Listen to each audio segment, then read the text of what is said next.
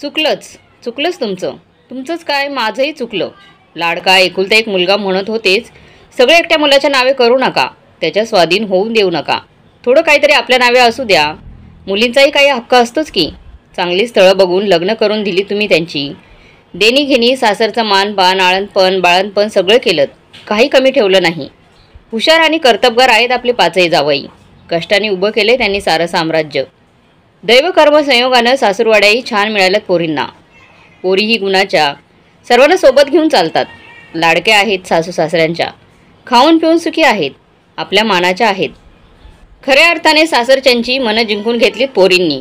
पण मुलींचीही काही अपेक्षा असतेच ना आईवडिलांकडून, भाऊ भाऊजायांकडून.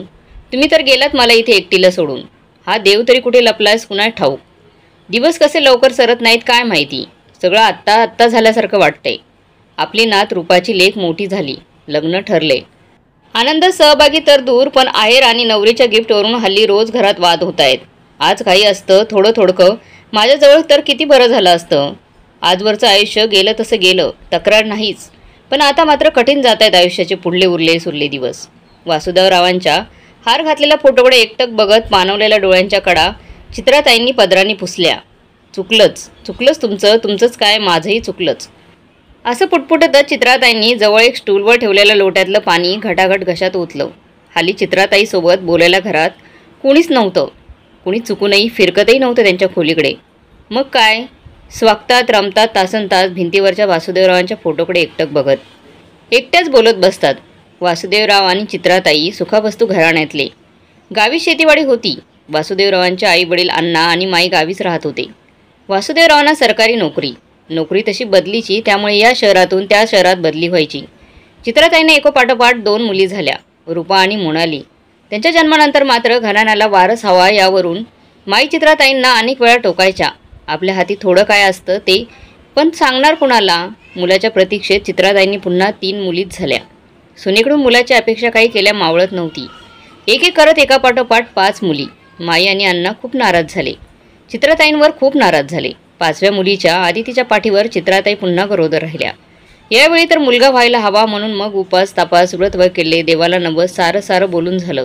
देव तरी कुठे लपून बसलाय कुणास ठाऊक. चित्राताई स्वतःच्याच नशिबाला कोसायच्या. छोट्या लेकराचं देवालाही ऐकावं लागतं म्हणे. माई म्हणाल्या, कुमारिकेने सूर्याची पूजा केली तर फळाला येते, म्हणून मग दररोज छोट्या आदितीकडून सकाळी उठून सूर्यदेवाला अर्घ्य द्या, गायत्री मंत्र म्हणून घ्या, वगैरे वगैरे. सकाळी उठून छोटीशी आदिती सूर्याला अर्घ्य द्यायची. ताईंनी शिकवलेला गायत्री मंत्र बोबड्या बोलीत सूर्याकडे पाहून म्हणायची, शरीर आहे रे हे, रबर सुद्धा ताणला की तुटतो. तूच का असा हट्टाला पेटलास, वंशाला दिवा दे की रे बाबा. चित्राताई देवाला साकडं घालून थकल्या होत्या. मुलींवर त्यांचा जीव होताच. वंशाला दिवा हवा, पोराच्या हट्टापायी. आपल्या मुलाचं दुसरं लग्नही लावून द्यायला माई मागे पुढे पाहणार नाही हेही त्यांना माहीत होतं. यावेळी मात्र देवाने त्यांचं ऐकलं. चित्राताईंनी यावेळी एक गोंडस मुलाला जन्म दिला. वंशाला दिवा मिळाला होता. माई आप्पांनी बाळाचं नाव दीपक ठेवलं. एरवी गावातल्या घरातून माई आप्पांचा पाय निघायचा नाही. चित्राताईंच्या 5ही बाळणपणात. चित्रे, माझ्याच्याने होत नाही बाई काही, म्हणत जबाबदारीपासून अंग काढून घेणाऱ्या माईंना चित्राने यावेळी मुलाला जन्म दिल्याचं कळताच माई गावावरून दुसऱ्या बसने बाळाला बघायला आल्या आणि दीपकच्या जन्मानंतर बऱ्यापैकी येत जात राहिल्या. चित्राताईंच्या गरोदरपणात आणि बाळंतपणात 14-15 वर्षांच्या मोठ्या मुलींनी, रूपा आणि मोनालींनी घरातील सगळी जबाबदारी एखाद्या मातब्बर पुरोहिणीसारखी निभावली होती.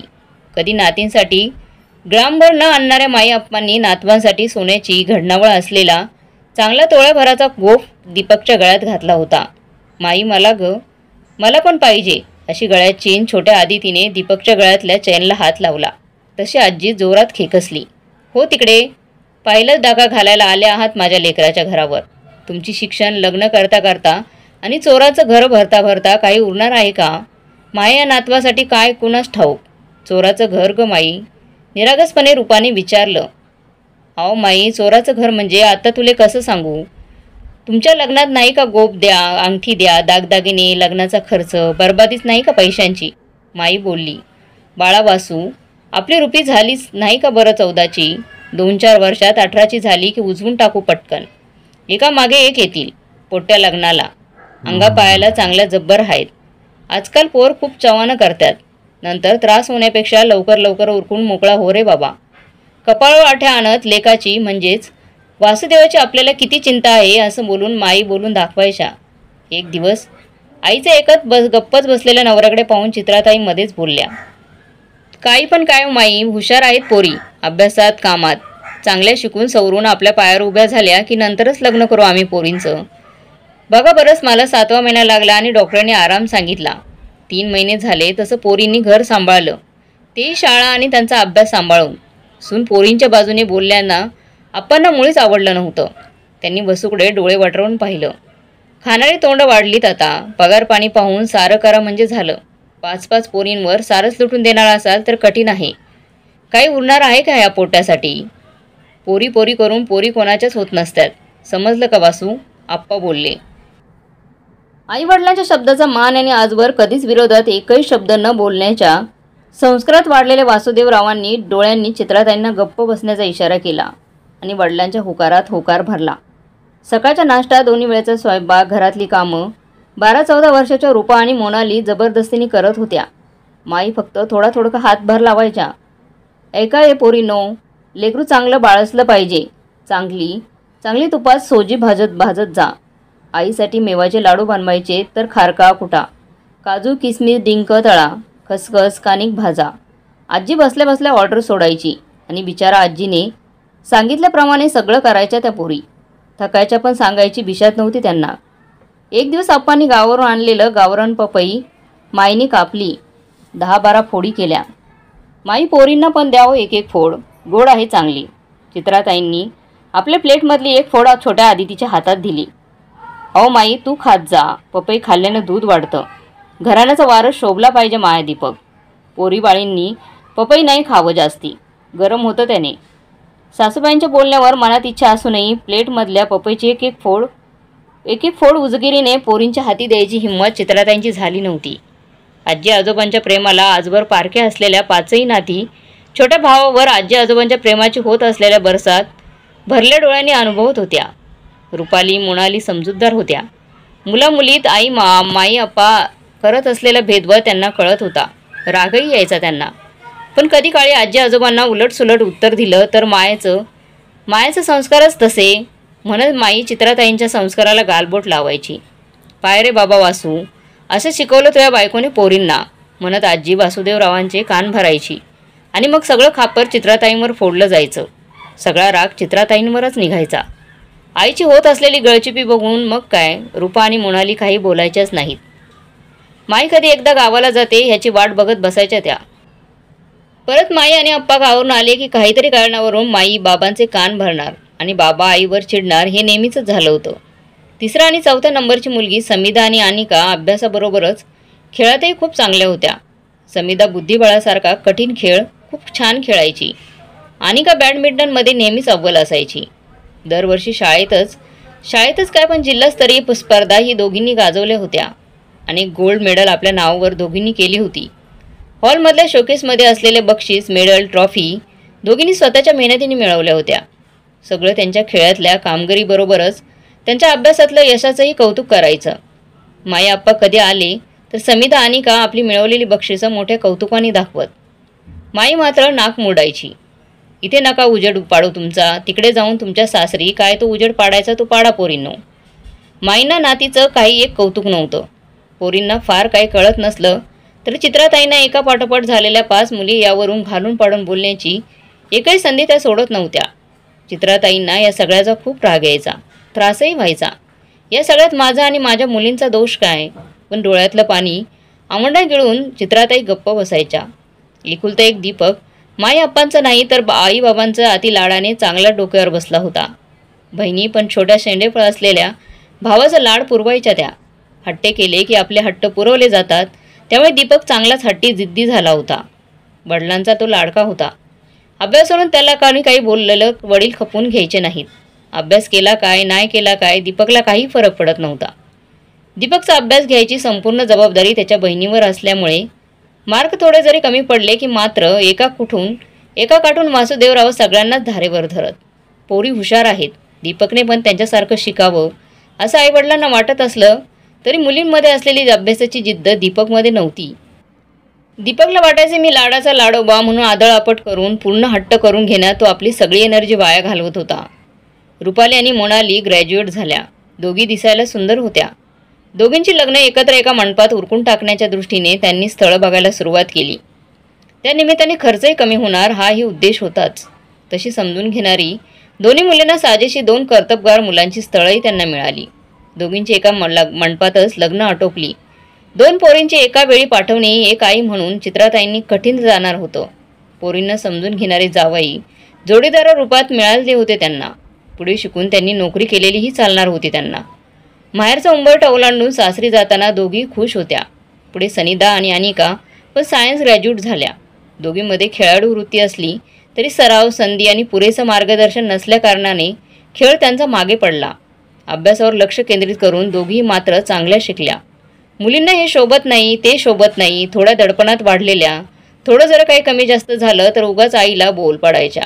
आईच्या काळजापोटी सगळ्यात जरा हटकून राहायच्या. घर ते कॉलेज एवढंच त्यांचं विश्व होतं. चित्रताईंचे संस्कारच होते ते. दिसायला सुंदर असल्याकारणाने लग्न जुळवतानाही फार काही त्रास झाला नाही. चांगली स्थळं बघून वासुदेवरावांनी अनिका आणि समिधाचेही हात पिवळे केले. आदिती थोडी हट्टी होती. अभ्यासाची जिद्द होती तिला. मोठ्या 4ही तायांची लाडाची होती. स्वतःच्या हिमतीवर आणि कौशल्यावर पुढे जात होती ती. मेहनतीने इंजिनियर झाली. इंजिनिअरिंग झाल्यावर लगेच कॅम्पस मिळालं आणि शहरात चांगल्या मोठ्या मल्टीनॅशनल कंपनीमध्ये तिला नोकरी लागली. आदितीसाठी आता लग्नाचे निरोप यायला लागले. तिच्याच ऑफिसमध्ये तिच्याबरोबर काम करणारा अभय आदित्याला आवडायचा. आपल्या या निर्णयाला घरून कधीच पाठिंबा मिळायचा नाही. तिला माहिती असल्याने लग्नाचा विषय ती पुढे पुढे ढकलत होती. परजातीय मुलासोबत लग्न वगैरे करून वडिलांचा कडाडून विरोध होईल त्याला. नाक कापू आमचं, नोकरीसाठी जात आहे. मन जुळून 2चे 4 करायच्या विचारात लफडी करू नका म्हणजे झालं. नोकरीसाठी बाहेर पडताना अनेकदा यावरून वासुदेवराव आदित्यला आडून आडून बोलायचे. अभय चोरून चोरून तिच्याकडे बघायचा. तिला कळायचं मात्र अभयला सांगायचं तिला कधी धाडस झालं नाही. अखेर अभयने आदितीला लग्नासाठी मागणी घातली. ऑफिसमधल्या सरांनी मित्रमैत्रिणींना मध्यस्थी करून मोठ्या जोरावर वासुदेवरावांची संमती मिळवली. लग्नासाठी बाकी तायांनीही पुढाकार घेतला होता म्हणून हे शक्य झालं. अखेर आदितीच्या मनासारखं झालं आणि आदिती अभय लग्नबंधनात अडकल्या गेल्या. चित्राताईंना आपल्या 5ही मुलींचा खूप अभिमान होता. वासुदेवरावही थोडे वरमले होते. 5ही ही मुलींची लग्न आटोपली असल्याकारणाने आता ते चिंतामुक्त झाले होते. सेवानिवृत्त झालेच होते. आता फक्त दीपक कामाधंद्याला लागला की झालं एवढीच एक आशा त्यांना होती. रडत रडत का होईना दीपक इंजिनियर झाला. त्याच्या वर्गातच सोबत शिकलेली दिव्या मैत्रीचं रूपांतर त्यांचं प्रेमात झालं आणि मनं जुळली आणि दोघांनी लग्न करायचा निर्णय घेतला. लाडाकोडात वाढलेला दीपक त्याच्या मनाविरुद्ध आजवर काही झालं नव्हतं. पुढेही होणार नव्हतं. अखेर घरच्यांच्या संमतीने दीपक आणि दिव्याचं लग्न झालं. दिव्या आईवडिलांची एकुलती एक मुलगी होती. भरल्या कुटुंबात जुळवून घेणं एवढं सोपं होणार नाही ही कल्पना सर्वांनाच होती. 5ही मुलींची लग्न झाली होती त्यामुळे दिव्याला फार काही दडपण येणार नाही. पाचच अवधी म्हणत चित्राताई दिव्याची लेकीप्रमाणेच काळजी घ्यायच्या. लग्नानंतर सुरुवातीच्या दिवसात चित्राताई बऱ्याचदा माई अप्पांसाठी म्हणून त्यांची काळजी घ्यायच्या दृष्टीने जास्तीत जास्त गावी राहायच्या. आल्या गेल्याचा फार भार दिव्यावर त्या टाकत नसत. दिवाळी, राखी पौर्णिमा सोडली तर फार कुणी तर एका वेळी माहेरी येत नसल्यानं कुटुंब मोठं तरी मात्र त्यांना जाणवत नव्हतं. माई अप्पा निवर्तले आणि एकुलते एक असलेले वासुदेवराव आता थोडकी वडिलोपार्जित शेती आता त्यांच्या नावावर झाली होती. सेवानिवृत्तीनंतर लाखोच्या घरात पैसेही मिळाले होते. थोडीफार दोघांचं निभवेल एवढी दर महिन्याला पेन्शनही त्यांची येत होती. कर्मधर्म संयोगाने म्हातारपण सुखात जाणार हेच अपेक्षित होतं. 6ही लग्न तशी तोडीस तोड पार पडली होती. देणं घेणं मानापानात त्यांनी काहीच कमी ठेवलं नव्हतं. पोरी आपापल्या घरी सुखात होत्या. सगळं स्थिर स्थावर झालं होतं. दिव्या दीपकला 2 मुलं झाली. नावं चालवायला घराण्याला वारीस मिळाल्याने घराचं पुन्हा एकदा गोकुळ झालं होतं. वासुदेवरावांचा दीपक आणि दिव्यावर जीव ओवाळून टाकायचं तेवढंच बाकी उरलं होतं. वडिलोपार्जित प्रॉपर्टीत मुलींचा समान हक्क अशा आशयाच्या बातम्या आजकाल पेपरमध्ये दररोज यायच्या. मुलांमध्ये वडिलांच्या प्रॉपर्टीवरून वादविवाद, पेपरमधल्या जाहिराती वाचून ते आजकाल जास्तीच अस्वस्थ व्हायचे. आज बहीण भावंडांमध्ये प्रेम आहे पण पुढे जाऊन बहिणींना लोभ सुटला तर? आपल्या 5ही मुली आपल्या थोड्या प्रॉपर्टीतल्या हिस्सासाठी हट्टाला पेटल्या तर? वडिलांनी स्वकष्टाने मिळालेल्या प्रॉपर्टीवर मुलींचा समान हक्क असं झालं तर मग आपल्या लेकाजवळ 5 पोरींना वाटता वाटता काहीच उरणार नाही. माई म्हणायची तेच खरं की काय? यासाठी केला होता का अट्टहास मुलाचा? दीपकच्या प्रेमापोटी हल्ली वासुदेवराव विचारात मग्न असायचे. दीपक एका कंपनीत नोकरी करायचा. 9 ते 5 नोकरी करायचा तो. नोकरीत आता काही त्याचं मन रमायचं नाही. अखेर नोकरी सोडून व्यवसाय टाकण्याचा त्याने निर्णय घेतला. त्यासाठी त्यातला आता पैशांची जुळवाजुळव करावी लागणार होती. दीपकला व्यवसाय टाकून देण्यासाठी वासुदेवरावांनी पुत्रप्रेमासाठी गावातली वडिलोपार्जित शेती विकायला काढली. शेती विकण्याचा निर्णय 5ही मुलींना आवडला नव्हता, पण कशाला उगाच त्यांच्या संसारात ढवळाढवळ करायची, त्यामुळे निर्णयात कुणीच हस्तक्षेप केला नाही. गावातली शेती चांगल्या किमतीत विकल्या गेली होती. दीपकने कमरा घेऊन हार्डवेअर आणि मटेरियल सप्लायचा व्यवसाय सुरू केला. मोठी महागडी आलिशान कार खरेदी केली. हळूहळू दीपकचा व्यवसायावर बऱ्यापैकी जम बसत होता. दिव्या पण इंजिनियर झालेली होतीच. 2 मुलांच्या जन्मानंतर तिने नोकरी सुरू करण्याचं ठरवलं. घरी पोरांना सांभाळायला चित्राताई होत्याच, त्यामुळे दिव्यासाठी नोकरी करणं सहज शक्य होतं. तिला फार काही तारेवरची कसरत वगैरे करावी लागत नव्हती. एक दिवस वासुदेवरावांनी सर्व पोरी जावयांना आग्रहाचे निमंत्रण केलं. फोन करून सर्वांना बोलावून घेतलं. सगळ्यांना खूप आश्चर्य वाटलं होतं. वडिलांच्या शब्दाला मान देऊन सगळ्या माहेरी आपल्या छोट्या चिल्ल्या पिल्ल्यांना घेऊन आल्या होत्या. लेकी सुनांच्या गप्पा गोष्टींना उधाण आलं होतं. बऱ्याच दिवसानंतर सगळे जावई एकत्र भेटल्याने छान गप्पांमध्ये रमले होते. नंदांच्या खातिरदारीला दिव्या जोमाने लागली होती. गॅसवर छान बासुंदी आटवण्याचा सुवास घरभर पसरला होता. बासुंदी पोरीचा पाहुणचार होता आज माहेरवाशिणींसाठी. वडिलांना काय बोलायचं असेल त्याचा त्यांच्या बोलण्यावरून 5ही बहिणींना थोडा अंदाज बांधलाच होता. हॉलमध्ये सगळ्या बसल्या असताना अखेर वासुदेवरावांनी सर्वांसमक्ष विषय काढलाच. पोरींना सुशिक्षित लोक, नोकरी, घरदार, कर्तबदार मुलं पाहून आम्ही तुमची लग्न लावून दिली. नशिबाने 5ही जावई कर्तबगार, मनमिळावू मिळालीत. तुमच्या संसारात काही कमी नाही. खुश आहेत सगळ्या आपल्या आपल्या संसारात. मी काय म्हणतो, फार काही उरलेलं नाहीच आमच्याजवळ. मी एक निर्णय घेतलाय. जे काही थोडं थोडं आमच्याजवळ आहे ते सगळं मी दीपकच्या नावावर करून द्यायचं ठरवलंय. बिझनेस आहे, आज चालेल, उद्याचं कुणी पाहिलंय. 2 सोन्यासारखं लेकरं आहेत. कायदा काही येईना, पण माझं मत असं आहे, बघा पटतंय का? बाबांचं बोलणं सगळेच ऐकत होते. काही का करेनात, जावई लोकांनी ह्यात लक्ष न घालण्याचं ठरवलं होतं. मी काय म्हणते बाबा, गरज काय या सगळ्याची? रूपा शेती विकून तुम्ही त्याला व्यवसायासाठी मदत केलेलीच आहे. आता राहिला प्रश्न, राहतं घर असली नसली सगळी प्रॉपर्टी दीपकच्या नावे करण्याचा. मला काही ते योग्य वाटत नाही. आज ना उद्या सगळं त्याचंच तर आहे, रूपा बोलली. हो ना रे दीपक. रूपाने दीपककडे बघितलं. चेहऱ्यावर साळसूतपणाचं आव्हान दीपकने रूपाताईच्या बोलण्यावर हलकेच मान डोलवली. हो, काहीच गरज नाही, दीपक बोलला. आम्ही सुखी आहोत की आमच्या संसारात. सोन्यासारखा संसार आहे आमचा. तुमच्या प्रॉपर्टीमधलं काही एक नको आम्हाला. आज नको आणि उद्यासुद्धा नको, रूपा बोलत होती. सगळी देणीघेणी, सगळा व्यवहार दीपकच्या हवाले करताय. कशाला उगाच त्याच्यावर एवढा भार टाकताय? एवढाच नवीन बिझनेस आहे, त्याला उगाच या सगळ्याचं टेन्शन नको द्यायला. जोर तुमच्याच्याने होते तोवर राहू द्या की तुमच्या हाती व्यवहार. एवढा मोठा निर्णय घेवड्यात घ्यायची काय घाई कशाला करायची? म्हणाली, मध्येच बोलली. दोन्ही लेकीच्या बोलण्यावर चित्राताई सहमत होत्या. आज ठीक आहे, उद्याचं कोणी पाहिलंय. उद्या सगळं घेऊन तुमच्या दोघांची जबाबदारी यांनी नाकारली तर? काहीसे कडबड विचार आदितीच्या मनात आले. मात्र आदितीने ते तोंडातच गेले. मला तरी वाटते सध्या तरी त्याला त्याच्या बिझनेसवर फोकस करू द्या. बाकी सगळ्या रणरागाड्यापासून, घराच्या जबाबदारीपासून त्याला दूर ठेवा. न राहून आदिती जरा जोरात बोललीच. आमचं काहीच म्हणणं नाही. आईबाबा सांगतील ते करू. काही नको आम्हाला. नशिबाने खाऊन पिऊन सुखी आहोत आम्ही. कशाला माहेरच्या इस्टेटीवर? मला तर काहीच नको, समिता बोलली. मलाही नको रे बाबा काही इथे कोण येते मरायला? सुटले होते लग्न झालं तेव्हा. हे नका करू, ते नका करू. किती दडपणात गेलं बालपण आणि तारुण्य. लग्न झालं आणि सुटका झाली. स्वगतात रमलेली अनिका ने फक्त सुमेधाच्या बोलण्यावर होकारार्थी मान डोलवली. मी काय म्हणते, विचार करा एकदा. घाई कशाला एवढी? चित्राताई बोलल्या. तू गप्प बस ग, तुला काय कळतं व्यवहार? एका शब्दात वासुदेवरावांनी चित्राताईंना गप्प बसवलं. उगाच कशाला जावयांसमोर अपमान करून घ्या म्हणत चित्राताई गप्प बसल्या. वासुदेवरावांनी तसंही कधी चित्राताईच्या मताचा आदर केला नव्हता. वासुदेवराव पूर्वीपासूनच 4 चौघात पटकन मनाला येईल तसं काही काही बोलून द्यायला मागेपुढे बघत नसत. पुन्हाही समोर पान उतारा करायचे ते. आजवर ठीक होतं, पण चित्राताई आजकाल थोड्या वाचकूनच राहायच्या त्यांच्यासमोर.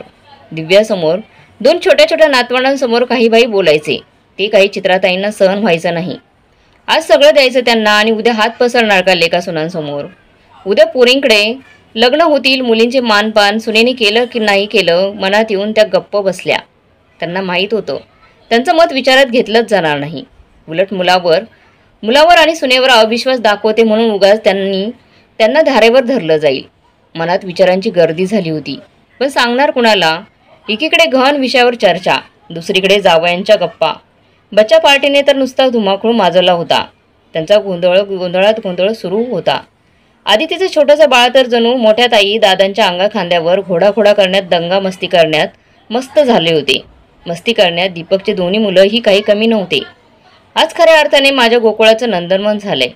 कडकड वाजवणाऱ्या गुडघ्यावर हात ठेवून उठताना त्यांनी हॉलभर नजर फिरवली. क्षणात चित्राताईंनी भरल्या डोळ्यांनी सारं चित्र डोळ्यात साठवलं. घराचं रिनोव्हेशन बाकी छान केलंय तुम्ही.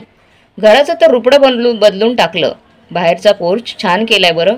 डिझाईन आवडली. गेट पण मस्त. 3 बोटांचा मोर नाचवला. अनिकाने एक रूम कमी करून हॉल मोठा केला होता. मोठा हॉल, सजवलेल्या भिंतीचं आणि घरातल्या इंटेरियरचं नवीन मॉड्युलर किचन सगळे भरभरून कौतुक करण्यात दंग होते. सगळं छान ग, पण बाकी आल्या गेल्यांसाठी असलेली ती एक रूम तशीच राहू द्यायची असती. अल्लग सल्लग होती छान.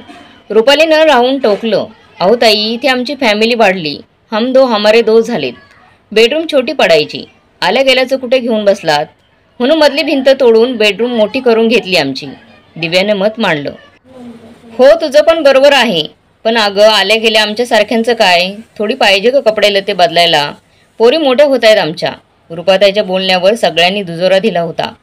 हो, ते ठीक आहे, पण कधी काळी येणाऱ्यांसाठी दररोज राहणाऱ्यांची गैरसोय होते त्याचं काय? दिव्या ठसक्यात बोलली. दीपकने बहिणींच्या बोलण्याकडे दुर्लक्ष केलं होतं. तोडफोड ही बरीच करावी लागली असेल नाही का गं या रिनोव्हेशनसाठी? आदिती मध्येच बोलली. हो तर, किती त्रास झाला होता म्हणून सांगू?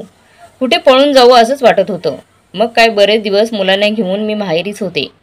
दिव्या बोलली. असं फक्कड असा बासुंदीपुरी, बटाटे वडे, मसाले भाताचा बेत केला होता. दिव्याने सर्वांची ताटं वाढली. जेवणं आटोपली. उचलखाचल करण्यात आली. सर्वांनी मदत केली. पुन्हा एकदा 5ही बहिणी गप्पांमध्ये रमल्या. निमित्त कोणतं का असेना, पण वडिलांनी मानाने बोलवून घेतलं त्याने सगळ्या सुखावल्या होत्या. सासरी गेलेल्या पोरींना आणखी काय हवं असतं? आदर-तिथ्यांनी अक्षरशः भारावून गेल्या होत्या त्या. नशिबाने मिळालेले क्षण चित्राताई डोळ्यात साठवू पाहत होत्या. वडिलांचा मताचा आदर करत, वडिलांच्या इच्छेखातर वडिलांनी घेतलेल्या निर्णयाचा आदर ठेवून सर्वांनी हक्कसोड कागदपत्रांवर सही करायची ठरवून टाकलं होतं. मॉपने जेवणाची जागा पुसत असताना दिव्या मध्येच बोलली. अहो ताई, रिनोव्हेशनच्या वेळी संपूर्ण घराच्या टाईल्स बदलवून घेतल्यात. बघितल्या नाही का तुम्ही? हो ग, बघितल्या, छान आहेत, रुपा बोलली. मी घेतल्या माझ्या पसंतीने. कुर्तीच्या नसलेल्या कॉलरच्या दिमाखात झटक्यात दिव्या आपल्या चॉईसचं सौमुखाने कौतुक करत होती. लक्ष कसं नाही जाणार? हे घर बांधत असताना बाबांचं तिकडे BP शुगर वाढलं होतं. आईला बाबांकडे जावं लागलं. बाबांच्या बदलीच्या ठिकाणी बाबांची बदली होईस तर नंतर आई बाबांसोबत तिकडेच राहत होती. मोनालीच्या बोलण्यावर चित्राताईंनी बोलता बोलता डोळ्यांपदर लावला. हो, एखाद्या सुनवायरीसारखं घर सांभाळावं लागलं या दोघींना. कॉलेज करून या भावंडांना सांभाळायच्या त्या. त्यांचा अभ्यास, त्यांचं दुखलं खुपलं, कधी कशाची तक्रार केली नाही. आला गेला ही होतीच. चित्राताईंनी बोलता बोलता जवळ बसलेल्या रुपा आणि मोनालीच्या डोक्यावरून हात फिरवला. आईचा स्पर्श आश्रावस्थ करणारा होता. मोनाली तर आईच्या मांडीवर डोकं ठेवून बसल्या बसल्या तिथंच आडवी झाली. घर ठेकेदाराला ठेक्यानं दिलं होतं, तरी लक्ष ठेवावं लागायचं. दारं खिडक्यांची डिझाईन्स, ग्रिल, टाईल्स आम्ही आमच्या पसंतीने घेतल्या होत्या. हो ना गं ताई? दिव्याने ऐकून फक्तच मान हलवली. सगळं तुम्ही केलं तर मग यांनी काय केलं? दिव्या दीपककडे बोट दाखवत बोलली. छोटा होता ग तो, त्याला काही कळायचं नाही. रुपाली, हो आई सांगतात, लाडवले होते म्हणे हे खूप. तुम्ही सगळ्या बहिणी खूप लाड पुरवायच्या म्हणे. हो तर मुळी लाडका एकुलता एक भाऊ होतो मी त्यांचा. हो ना ग तायडे? दीपकने आधी तिला 2 हातांनी गळ्याला कवटाळून घेतलं. हा असंच करायचा. हा मला खूप इरिटेट व्हायचं बरं. मला हा असंच गळ्यात पडून जोरजोरात हलवायचा, मस्ती करायचा आणि मग मी खूप चिडायची. मग काय रडारड व्हायची. आपल्या महान मातोश्री मी का रडते न विचारता बोकड पसरून रडते म्हणून मलाच मारायच्या. असा होता हा बदमाश. अनेक वर्षानंतर दीपकचं असं मानेभोवती दोन्ही हातांनी कवटाळून घेणं, बहीण भावाचं हे मायेचं नातं ती खऱ्या अर्थाने मिस करत असल्याचं तिला जाणवलं आणि डोळे तिने अलगद पुसले. आजकाल काय ग, घरकामाला बाया असतात. एक दिवस का बाई नाही आली की आपण मॉप काढतो आपण. पण ओला कपडा घेऊन कोपरा न कोपरा उजळायचा आहे या घराचा. रूपा जुन्या आठवणीत रमली होती. कसं विसरेन बरं, तुम्ही घराच्या टाईल्स बदलावल्यात ते, पण छान आहेत. परिस्थितीनुसार बदलावं लागतं, हाच निसर्ग नियम आहे. बोलताना रुपालीला गहिवरून आलं होतं. हो, खूप मेहनत घेतली माझ्या पोरींनी. खऱ्या अर्थाने घराचा पाया माझ्या पोरींनीच रचला असं म्हटलं तर वावगं ठरणार नाही. काही तक्रार न करतात सगळं काही करत होत्या बिचाऱ्या. चित्राताई पोरींचं कौतुकात रमणार तोच वासुदेवरावांनी सर्वदूर नजर फिरवत चित्राताईकडे जरासे डोळे वटारून बघितलं. माझी आई, आपली माई म्हणायची, पोरींनी सासरी गेल्यावर माहेरी फार लुडबुड करू नये भावाच्या संसारात. फार माहेरचा मोह बरा नसतो. केलं पोरींनी, खूप केलं घरासाठी, मान्य. पण मी काय म्हणतो, लग्न आटोपली, बाळणपण आटोपली. 2-4-5 वर्षात जावयाच्या होतील त्या. निवृत्ती आवश्यक असते एका टप्प्यावर, बाबा बोलले. मी हे घर आणि घरातला सगळा व्यवहार दीपक आणि सुनबाईच्या हाती देऊन खऱ्या अर्थाने निवृत्त होऊन जायचं म्हणतोय. पण बाबा, गरज आहे का या सगळ्याची? पुन्हा एकदा विचार करावा असं मला वाटतं. घर याचंच तर आहे. आम्ही आमचे संसार सोडून येणार आहोत का इथे, की तुमच्या प्रॉपर्टीत हिस्सा मागणार आहोत? नकोय आम्हाला काहीच, परकट शब्दात आदिती बोलली. आणि उद्या समजा काही कमी जास्ती झालं तर कुठे जायचं? आदितीने आवाज उचलला. ए पोरी, काही काय बोलतेस? लाजबीज तुला जनाची नाही तर मनाची तरी. देव न करो अशी वेळ येऊ. फालतू विषय वाढवण्यापेक्षा वासुदेवरावांनी कडक शब्दात पुनश्च विषय काढला, थांबवला. पोरींनो, तुम्हाला शिकवून सवरून मोठं केलं. आता तुम्ही नोकरी करता नाही करत तो तुमचा प्रश्न, पण आप्पा माईंची इच्छा तशीच होती. झोपायला जाताना वासुदेवराव बोलून गेले. ठीक आहे, आज ना उद्या तुमचंच आहे. सहीच करायची आहे ना, करू आम्ही. आदितीचा विरोध असूनही रुपालीच्या शब्दाला मान देत आदितीने आणि 4 बहिणींच्या होकारात होकार भरला. हॉलमध्ये सर्वांसाठी झोपण्याची सोय करण्यात आली होती. हॉलभर गाद्या टाकण्यात आल्या. एका बेडरूममध्ये बाबा झोपले. ऐक ना ताई, आता हा गाऊन बदलायचा आहे. कुठे बदलायचं मी? आदिती चांगली अल्लग सल्लग रूम होती, तीही नाही ठेवली ग. त्यावरही कब्जा केला बघ. आदिती पुटपुटली. आदितीच्या अभ्यासाची खोली होती ती, त्यामुळे तिला जास्तच वाईट उठलं होतं. ऐन झोपायच्या वेळी आदितीची चिडचिड झाली. अखेर तिने जिन्याच्या खाली बनवलेल्या छोट्याशा स्टोअर रूममध्ये जाऊन गाऊन चेंज केला. सगळेच हॉलमध्ये पोहडले होते. आदितीला छोट्या बाळाला झोपताना दूध पाजायचं होतं. तिची पुन्हा चिडचिड झाली. एवढ्या कल्लोळात बाळकाई झोपेल याची शाश्वती नव्हतीच. शी सगळाच गोंधळ. अरे लाईट बंद करा. बरं, झोपा आता गुपचूप. आदिती संतापली. आदितीची चिडचिड ऐकून दीपक त्यांच्या रूमवर बाहेर आला. काय झालं ताई? आमच्या रूममध्ये जाऊन झोपतेस का तू? मी झोपतो इकडे, दीपक बोलला. जा तू झोप दीपकच्या रूममध्ये. अशी खाली झोपू नकोस. भरभर पंख्याच्या वाऱ्याचा त्रास होईल बाळाला, सर्दी होईल उगाच. रुपाताईंचं बोलणं ऐकून आदिती दीपकच्या रूममध्ये झोपायला गेली. दुसऱ्या दिवशी सकाळी सगळ्यांना रजिस्टर ऑफिसमध्ये जायचं होतं. दीपक आणि दिव्याने पुढाकार घेऊन सगळी कागदपत्र पहिलेच तयार करून ठेवले होते. ना हरकत, हक्क सोड कागदपत्रांवर सर्वांच्या साया झाल्या तेव्हा कुठे वासुदेवराव सुखावले. ज्या कामासाठी आल्या होत्या ते महत्त्वाचं काम आटोपलं होतं. 2 दिवस राहून सगळ्याच आज आपल्या घरी निघणार होत्या. एक एक करून घर खाली होत होतं. रुपाली निघणार तेवढ्या शेजारच्या रखमा आजी आली. चालल्या का पोरींनो? मायबाप जिवंत आहे तोवर येत जात राहा. ते आहे तोवर तुमचं माहेर. भाऊ बहिणी कोणाचं कोण होत नसतात बरं का. जगाची रीतच आहे ती. म्हणतात ना, लेकीच्या माहेरासाठी आई सासरी नांदते. तेच खरं व बाय. डोळे लावून बसते माऊली रस्त्याच्या दिशेने. गेल्या पावली लेकी कधी येतील म्हणून. रखमा आजीचे शब्द चित्राताईंच्या आणि रूपाच्या पोटात खोल खड्डा करत होतं. जाते आजी. रूपाने रखमा आजीच्या पायावर डोकं ठेवून नमस्कार केला. जाती नाही, येतं म्हणावं बाय. थरथरचे हात डोक्यावर ठेवत रखमा आजीने सुखी राहा असं म्हणत आशीर्वाद दिला. कमरेला अडकवलेल्या थैलीतून 10 रुपयाची नोट काढून आदितीच्या बाळाच्या हाती दिली आणि म्हणाली, खाऊ घेऊन दे बाळाला. नको आजी, आशीर्वाद तेवढा फक्त द्या. म्हाताऱ्या माणसाच्या आशीर्वादाची ताकद द्या बाळाला. बाकी खाऊ खाण्याजोगं व्हायचे अजून ते. आदिती बोलली. 200 रुपये देतो पोरगा पेन्शनमधून दर महिन्याला. माया म्हातारीचा खर्च तरी काय? खायला प्यायला काही कमी नाही. सुनेचं सोड, नाचसून चांगली आहे माझी. बोलताना मात्र आजीच्या डोळ्यांच्या कडा का ओलवल्या होत्या तो प्रश्न अनुत्तरितच राहिला. 2 दिवसांचं माहेर पण आटोपलं आणि सगळ्याच आपापल्या घरी निघून गेल्या. घर रिकामं झालं. बाप रे बाप, किती तो पसारा. असं वाटतंय लग्नाचे पाहून गेले की काय. गोंधळच गोंधळ. 2 दिवस डोकं चक्रावलं करून. रांदा काढा, उष्टी काढा आणि पाहुण्यांनी केलेला पसारा सावडा म्हणतच दिव्या घरात गेली. मला 1.5-2 तास तरी डिस्टर्ब करू नका बरं. लोटू द्या मला जरा. दिव्याने फरमान सोडलं आणि बेडरूममध्ये पळाली. सुन्या झालेल्या घरात जायची इच्छा चित्राताईंना झाली नाही. रखमा आजीसोबत बोलतच खूप त्या वेळ बाहेरच बसून राहिल्या. चहाची वेळ झाली आणि आई चहा म्हणून दीपकने फरमान सोडलं. तसं त्या किचनकडे वळाल्या. सर्वांसाठी चहा करून आणला.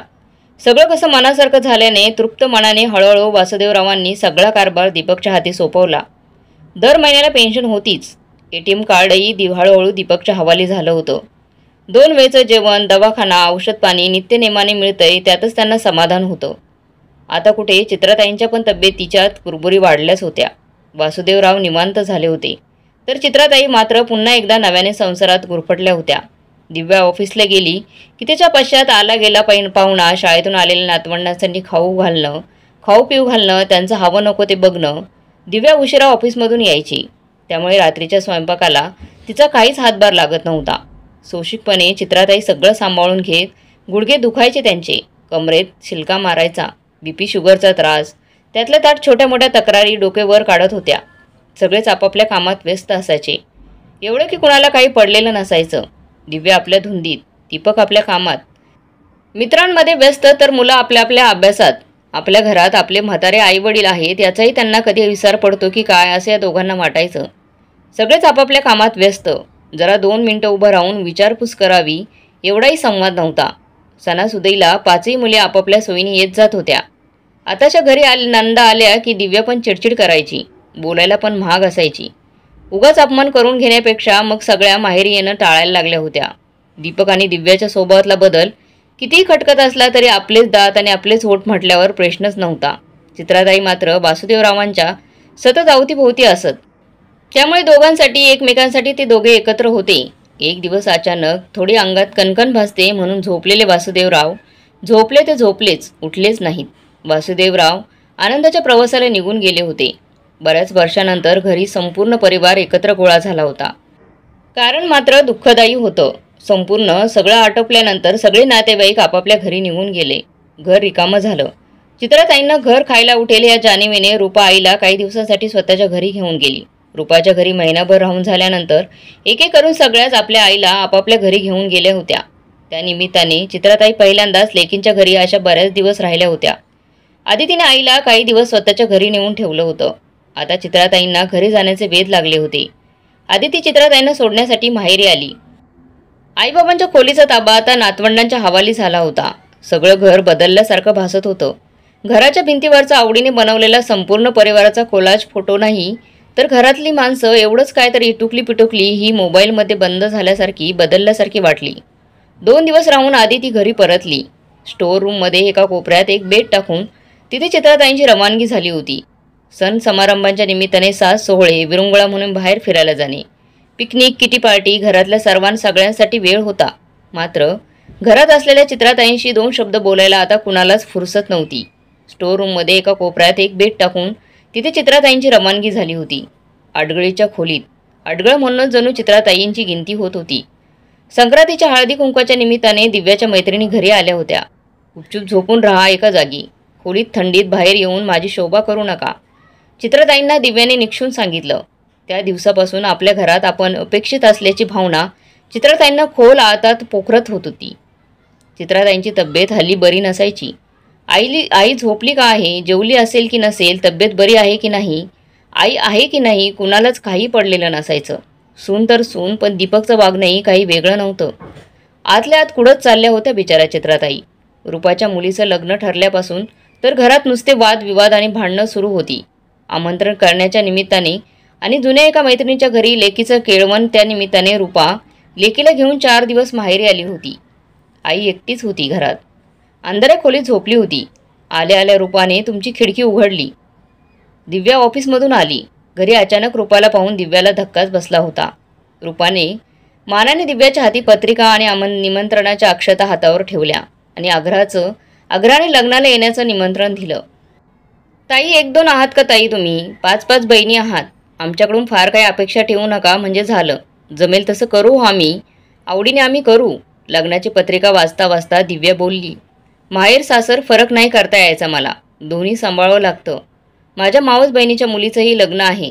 किती त्या खरेद्या, दिव्या मोठ्या ठसक्यात बोलत होती. अगं तुला कोण काय घे म्हणते, 4 शब्द बोलायला तर मंडपात येशील की नाही, रूपा बोलली.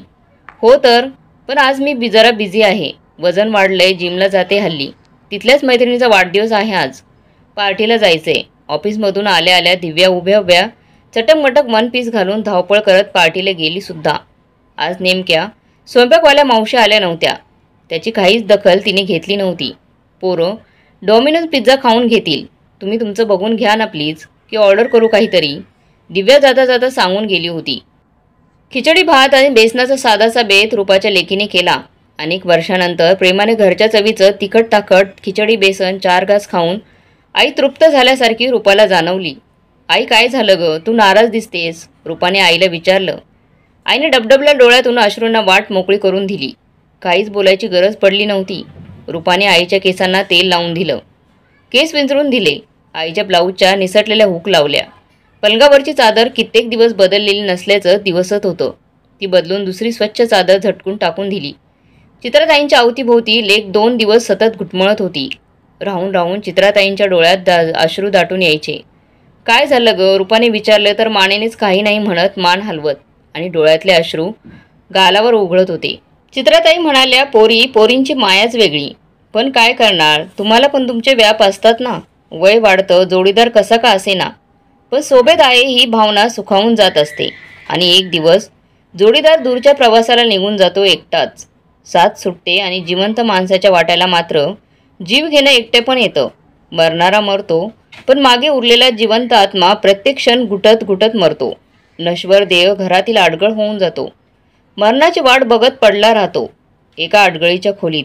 अडगळ कशी एक जागा दुर्लक्षित दिवसेंदिवस पडून राहिलेली आणि एक दिवस घरातून बाहेर फेकली जाते. अडगळीला कोणीच वाली नसतो. फायदा होतच तोवर वापरायची आणि नंतर घरातून फेकून द्यायची. तीच अडगळ कधी काळी कुणाच्या कामी आली होती हे मात्र कुणाच्या लक्षात येत नाही. आई बोलत होती. आईने आपल्या कानातल्या कुड्या काढून रूपाच्या हाती दिल्या. रूपा बाळा, या कुड्या घे, माहेरच्या आहेत असं समज. बोलताना चित्राताईंच्या डोळ्याला धारा लागल्या. ये आजी, काय ग हे, काहीच नको मला. तू येणार आहेस ना लग्नाला, तेच माझं सर्वात मोठं गिफ्ट असणार आहे बघ. नातीने आजीला दोन्ही हातांनी कवटाळून घेतलं. कसलं ग माहेर आणि कसला माहेरचा आहे. हक्क सोड कागदावर. लेकींच्या सही घ्यायची वेळ आली त्याच दिवशी खऱ्या अर्थानं माहेर तुटलं. त्याच वेळी माहेर आमचं तुटलं होतं. नकोच काही आम्हाला. आज तुझ्या या परिस्थितीला खऱ्या अर्थाने आम्ही जबाबदार आहोत. बोलता बोलता रूपाचे शब्दच भिजले होते. डोळ्यातून गालावर ओघळणारे अश्रू तिने बोलता बोलता पुसले. लग्नाच्या पत्रिका वाटून झाल्या होत्या. आईला आवडते ते सगळं करून खाऊ घातलं होतं. 4 दिवस राहून रूपा जायला निघाली. रूपाने दिव्यालाच काय पण दीपकला न सांगता आईची बॅग भरली. आई चालतेस ना ग. दारात ॲटोवाला उभा होता. बरं केलं ताई, तुम्ही आईला घेऊन जाताय. आम्ही पुढचे 15 दिवस बाहेर फिरायला जातोय. आईचा प्रश्न मिटला. माझ्या घरी लग्न आहे म्हणून नाही ग दिव्या. नेहमीसाठी घेऊन जाते मी आईला. तुमच्या घरातील अडगळ जरा कमी करतीये. शांत साधी चुकूनही कधीच कोणाचं मन न दुखावणारी ही तुमची ताई आज जरा परखड बोलतीये. पोरींचा जन्म नकोसा असलेल्या कुटुंबात या आईने आम्हाला 5-5 पोरींना जन्म देऊन खूप उपकार केलेत आमच्यावर. 2-2 महिने एका मुलीच्या घरी राहिली तरी वर्ष निघून जाईल माझ्या या मायमाऊलीचं. बोलता बोलता रूपाच्या डोळ्यात अश्रूंची दाटी झाली होती. अहो ताई, माझ्याकडे कोणत्या महिन्यात येईल ते ठरवून घेऊया पहिलंच. तसं मला थोडं माझं शेड्यूल बघावं लागेल बरं. मागचा पुढचा विचार न करता दिव्या बोलून गेली. दिव्या, तू नको ग चिंता करू. 2 महिनेही तुझ्या वाटेला येणार नाही, ही काळजी आम्ही 5 बहिणी मिळून घेऊच. तुझ्या 2 मुलांवर मात्र एवढे संस्कार कर की जे तुला 6 महिने त्यांच्या संसारात ॲडजस्ट करतील. दारात ॲटो उभा होता. रूपाने आईची बॅग ॲटोमध्ये ठेवली. एक योग्य निर्णय घेतल्याचं समाधान घेऊन रूपा आईला घेऊन ॲटोत बसली. आईकडे खरंच आपलं दुर्लक्ष झालं. आईला आपण गृहीत धरलं. घरातील अडगळ. दीपकला स्वतःची चूक उमगली होती. पण आता वेळ हातातून निसटून गेली होती. आई निघाली होती लेकीच्या घरी. माहेरपणाला नाही तर नेहमीसाठीच लेकीची लेक बनून. आईवडिलांनी आपली मालमत्ता मुलांच्या स्वाधीन करण्याआधी खूप विचार करावा, हा छोटासा संदेश या कथेतून देण्याचा प्रयत्न केलाय. सर्व सुना किंवा मुलं वाईट असतात असं माझं म्हणणं मुळीच नाही. पण 2 जनरेशनमधील गॅप, कामातील व्यस्तता, मतभेदाच कारण असू शकतात याला.